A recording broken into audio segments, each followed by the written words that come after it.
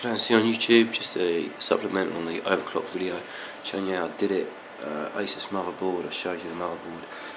In the BIOS settings, its default settings, there's an FX8350 chip. Base clock's 4 GHz, and I've got it to 4.6, which doesn't sound a lot, but it does make a difference. The chip's supposed to run at 1.35 volts. These are all stock settings. I've set up the overclock as a profile, so I'm just going to load that from 2. It's a UIEF or something BIOS. So anyway, load those. I'll pop back in a sec. So I boot back into BIOS. Now you can see we're at 4.6 GHz top right.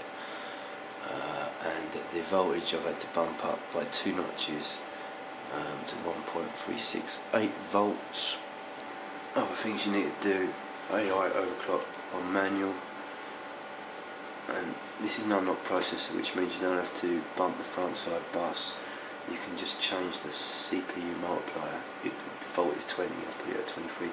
Do it in increments, one at a time, and then run it and see how stable it is. Turbo core disabled, that's stock 200. I've left the RAM alone because I'm not bumping the front side bus, so no need. And I've left the North Bridge and the Hyper Transport.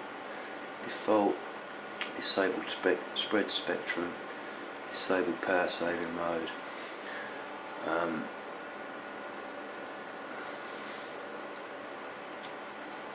Disabled cool and quiet for obvious reasons. Disabled C1E. Disabled basically everything apart from high performance computing mode.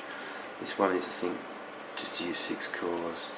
These are sort of, I don't know what they are, but I've disabled them all anyway.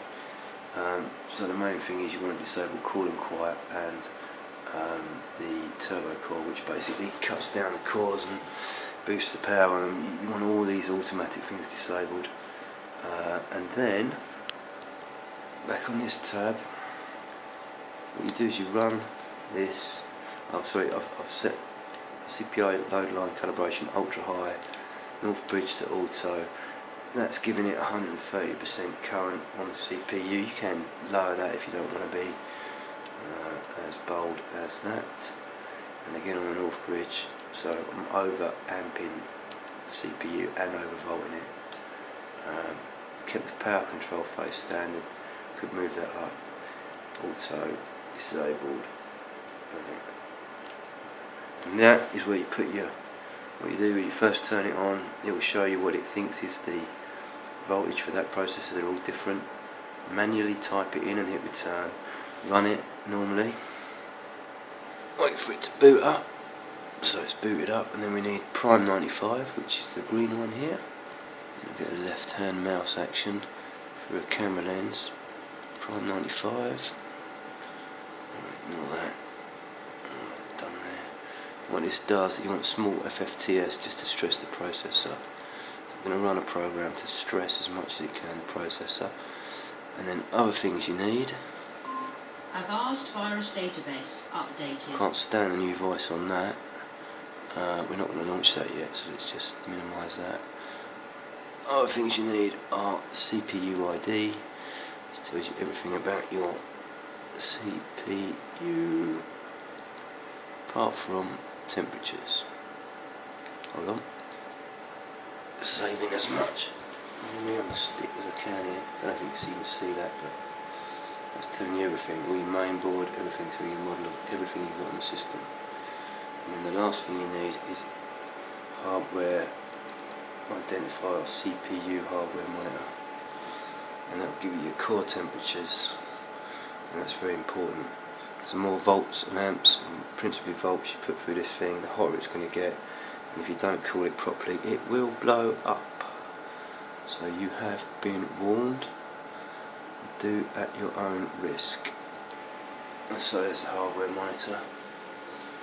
Make it a bit bigger, gives it everything, fan speed, everything. You can change fan speed in the BIOS, or you can get a program called fan something or other and change it. What you're interested in these temperatures here These are the core temperatures of the CPU, not this one here. This is the socket temperature. This one is the one you've got to watch. Okay, so we're now at 4.6 gigahertz. I've obviously done this. When you run it, you bump up the multiplier by 1 or the front side bus by a little bit. Run prime 95 for 10 minutes approximately.